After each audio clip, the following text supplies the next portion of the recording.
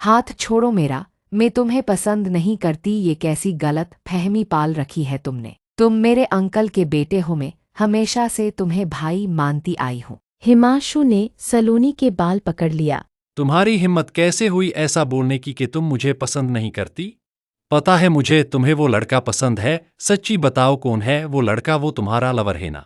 सलोनी गुस्से से अपना बाल छुड़वाने की कोशिश करते हुए बोली। पहले मेरे बालों को छोड़ो, मुझे दर्द हो रहा है। तुम नशे में हो इस वक्त। तुम्हें दर्द होता है, लेकिन मेरे दर्द का किया?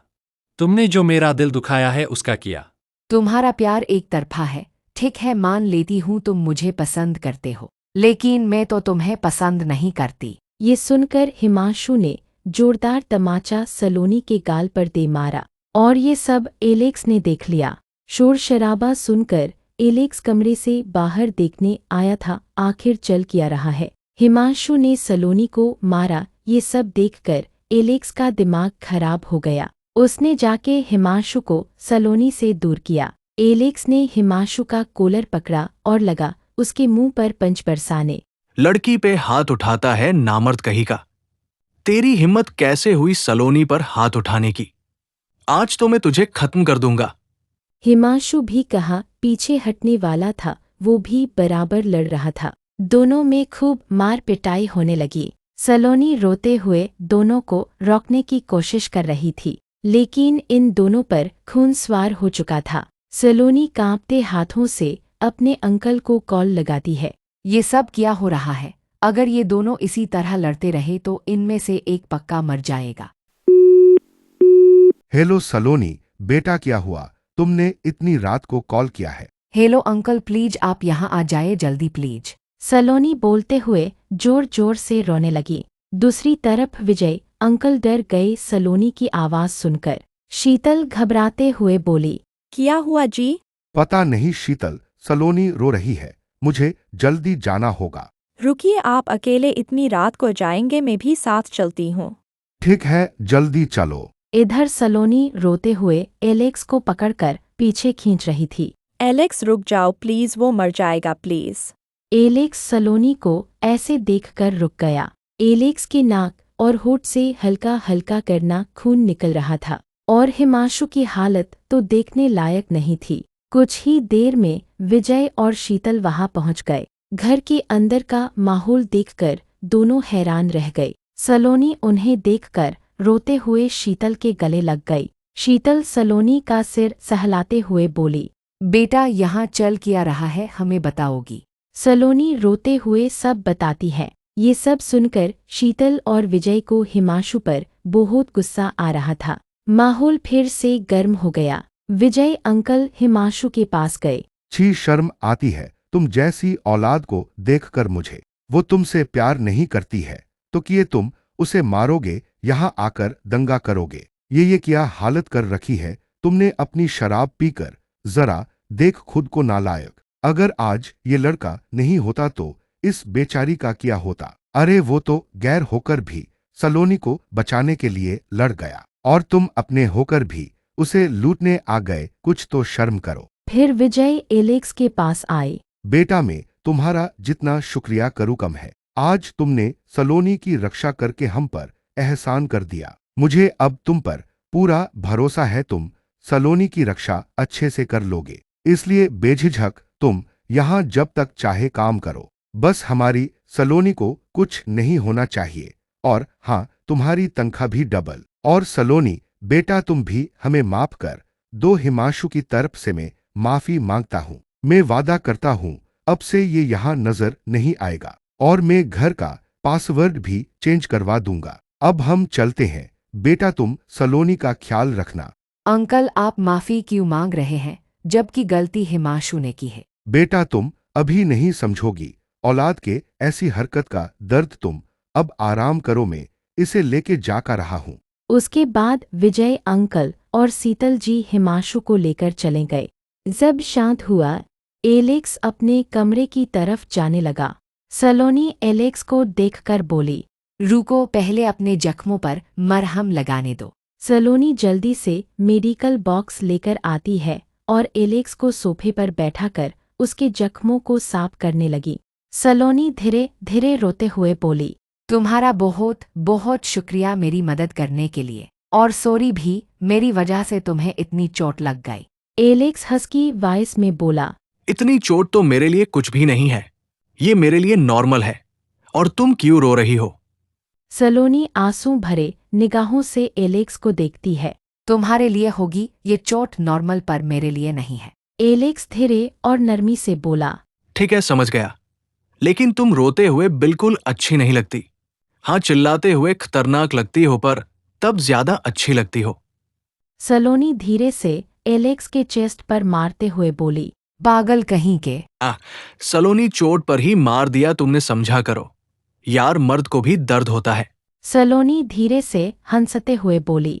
तुम्हें माफिया बनाया किसने? तुम्हें तो कॉमेडियन बनाना चाहिए था। अच्छी कमाई करते, लेकिन जो कि तुम लगते तो कॉमेडियन ही हो। एलेक्स को सलोनी की बातों से बिल्कुल गुस्सा नहीं आया, बल्कि उसे तो खुशी इस बात की थी। सलोनी मुस्कुराई तो सलोनी के मन में एक बात थी। वो थोड़ा घबराते हुए बोली। मैं तुमसे कुछ पूछना चाहती हूँ, सच्ची बताना। हाँ, पूछो ना। तुम उस दिन किस माल की बात कर रहे थे? मेरा मतलब फोन पर। मैं उसी दिन से कंफ्यूज हूँ और जानना चाहती हूँ। एलेक्स हैरान था ये सुनकर। अचानक सलोनी ने ये क्या पूछ लिया। तो तुम्हें ये भी जानना है? कोई ना, मैं तुम्हें बता देता हूं। वो माल ड्रग्स के पैकेट्स हैं जो मैं अपने उस बड़े से रेन कोट में चिपका कर लाया था। उन ड्रग्स की कीमत $22 मिलियन है। ड्रग्स के एक पैकेट से ऐसे 4 विला खरीदा जा सकता है, समझी? ये ड्रग्स हमें किसी के पास भेजना था, लेकिन पता नहीं पुलिस को कैसे खबर लग गई। फिर मुझे ही इसे लेके भागना पड़ा, समझी? लेकिन हाँ, ये बात हम दोनों के अलावा तीसरे को मालूम नहीं चलनी चाहिए, वरना। नहीं चलेगी, किसी को नहीं चलेगी। Good girl. सलोनी एलेक्स के साथ खड़ूस के तरह नहीं बल्कि प्यार से बात करने लगी। एलेक्स ये देख हैरान था, पर ये उसके लिए अच्छी बात है। आज सलोनी सुबह सुबह पूजा कर रही थी। एलेक्स अपने कमरे से अपने गीले बाल पोंछते हुए आ रहा था। आज घर में अगरबत्ती की खुशबू क्यों आ रही है? एलेक्स जाकर देखता है। सलोनी पूजा कर रही थी। सलोनी पूजा करके पीछे मुड़ी। उसे एलेक्स दिखा, जो हाथ जोड़कर उसके पीछे ही खड़ा था। अरे तुम आज इतनी जल्दी उठ गए, वैसे अच्छा ही है। नीचे झुको, मैं तुम्हें टिका लगा देती हूँ। ठीक है, लगा दो। एलेक्स थोड़ा झुक गया। सलोनी ने उसे टीका लगाया और उसे प्रसाद भी दिया। वैसे आज अचानक ये सब क्यों? वो दरअसल मुझे अंदर से अच्छा फील नहीं हो रहा था। नेगेटिव वाइब आ रही थी। मन घबरा रहा था, इसलिए मैंने सोचा पूजा कर लिया जाए, और अब मैं रोज पूजा करूंगी। एलेक्स मुस्कुरा कर बोला। बढ़िया है, रोज प्रसाद तो खाने को मिलेगा। वैसे आज तुम कॉलेज नहीं जा रही क्या? तुम्हें तो बस खाने में ध्यान है। 3 दिनों की छुट्टी है कॉलेज में। और हम दूसरी तरफ देखते हैं एलेक्स के बॉस को, जिसका नाम चिंतामणी है। चिंतामणी अपने बिजनेस पार्टनर रॉबर्ट से कुछ बात कर रहे थे। चिंतामणी, मुझे किसी भी कीमत पर माल चाहिए। रॉबर, मैंने तुम्हें कई बार समझा दिया है, मेरे लिए उन ड्रग्स से ज्यादा कीमती एलेक्स है। बस वो सही सलामत वापस आ जाए, और वो कोशिश कर रहा है माल भी लाने की। लेकिन अगर वो नहीं ला पाता है तो हम तुम्हारे पैसे वापस कर देंगे। रॉबर्ट हंसते हुए बोला। अरे भाई, कोई बात नहीं, इतना सीरियस क्यों होते हो? ठीक है, जैसा तुम्हें ठीक लगे वैसे करो। वैसे एक बात तो है, तुम एलेक्स को बेटे से बढ़कर मानते हो। चिंतामणी हल्की ठंडी हंसी के साथ बोले। मानू भी क्यों ना, वो मेरा राइट हैंड है। उसने बहुत कुछ किया है मेरे लिए। क्यों ना तुम भी उसके लिए कुछ कर दो। चिंतामणी सीरियस होकर पूछा। तुम्हारा मतलब क्या है? मेरा मतलब यह है, क्यों ना अब तुम उसकी शादी कर दो। मैं बात घुमा फिरा कर नहीं बोलूंगा। मेरी बेटी एलेक्स को पसंद करती हैं और एलेक्स के साथ अपना घर बसाना चाहती है। क्यों ना हम अपनी पार्टनरशिप को रिश्तेदारी में बदल ले। वापस सलोनी के घर का सीन देखते हैं। एलेक्स बैकयार्ड में खड़ा हवा से हिलते पेड़ों को देख रहा था। मौसम देखकर लग रहा था बारिश होने वाली है। एलेक्स गहरी सोच में लग रहा था। उसके आंखों में आंसू के बूंद थे जो उसके गालों पर फिसल रहे थे। तभी पीछे से सलोनी एलेक्स पुकारती हुई आई।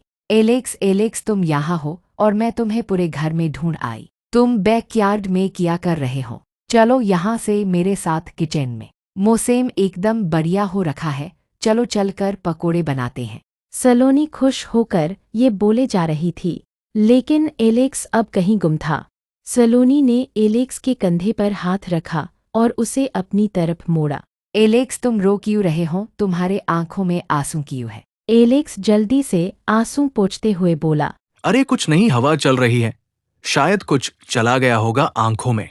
सलोनी उसका हाथ पकड़ कर बोली। बहाने मत बनाओ, तुम रो रहे हो, साफ साफ दिख रहा है। एलेक्स सलोनी को दूर करके सख्त लहजे में बोला। हाँ मैं रो रहा हूं, इससे तुमको क्या मतलब? किया अब मैं रो भी हो सकता? इसे कभी गुस्सा करते हुए तो नहीं देखा और ना ही इस तरह अकेले में रोते। शायद एलेक्स किसी बात को लेकर दुखी है, मुझे इससे प्यार से पूछना चाहिए। एलेक्स मैं समझ सकती हूँ तुम किसी बात को लेकर दुखी हो, मुझे नहीं पता वो बात क्या है, लेकिन हाँ अगर हम किसी के साथ अपने दिल की बातें शेयर करें तो बोझ हल्का लगने लगता है और अच्छा महसूस होता है। अगर तुम चाहो तो मुझे बता सकते हो, मैं हूं ना, मैं तुम्हारी बातें सुनूंगी, चिंता मत करो, मैं किसी को नहीं बताऊंगी। सलोनी की बातों से एलेक्स भावुक हो गया, उसे एक अपनेपन का एहसास हुआ।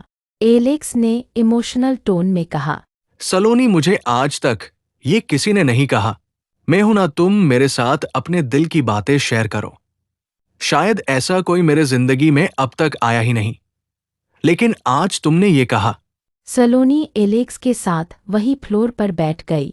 हाँ ऐसे लोग बहुत कम मिलते हैं जो दिल से किसी की बातें सुनना चाहते हो, लेकिन मैं वादा करती हूँ मैं पूरे मन से तुम्हारी बातें सुनूंगी और किसी को नहीं बताऊंगी। एलेक्स सलोनी को देखकर खुद को रोक नहीं पाया और रोने लगा। सलोनी को भी अब रोना आ रहा था।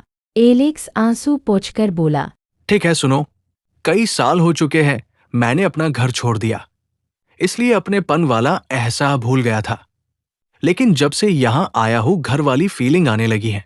ऐसा बहुत कम होता है जब हमें कहीं और घर जैसा महसूस हो, और मैं यही सब सोचने लगा, जिसका नतीजा ये निकला, पुराने जख्म ताजा हो गए, वो दर्दनाक यादें फिर से आ गई।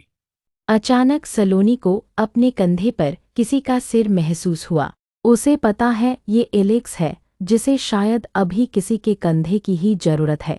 बाहर हल्की हल्की ठंडी हवा के साथ साथ हल्की हल्की बारिश भी शुरू हो चुकी थी। एलेक्स ऐसे ही अपना सिर सलोनी के कंधे पर टिकाए अपनी कहानी बताना शुरू करता है। मैं एलेक्स से पहले शिवम था, लेकिन वक्त ने शिवम को एलेक्स बना दिया। कहानी शिफ्ट होती है पास्ट में। एक लड़की अच्छे से सज स्वर कर कहीं जा रही है। उसके हाथों में फोन है और किसी से बात करते हुए जल्दबाजी में चल रही है। हाँ शिवम, तुम बस स्टॉप पर आओ। मैं बस निकल ही गई घर से। कुछ ही देर में दोनों बस स्टॉप पर पहुंच गए। बस स्टॉप पर थोड़ी भीड़ थी, लेकिन शिवम ने रागनी को ढूंढ लिया। तुम मुझे मिल ही गई आखिरकार। रागनी शिवम को कोहनी मारते हुए बोली, मिलना तो था ही हमें। वैसे आज तुम इतना सहस्वर के आई हो, हम कहीं जा रहे हैं क्या? हाँ, हम एयरपोर्ट जाएंगे, शिवम मजाक करते हुए बोला। मेरे साथ भागने का प्लान है क्या? रागनी ने एक और कोहनी शिवम के दे मारी। मुझे जरूरत नहीं है भागने की, वैसे भी हम किसी को लेने जा रहे हैं। लेकिन किसको? मेरे साथ चलो, पता चल जाएगा, वो दोस्त है मेरे। शिवम गंभीर होकर बोला। तुम्हारा दोस्त? मैंने तो कभी नहीं देखा। अरे बाबा, वो विदेश में से अब आए हैं, चलो जल्दी।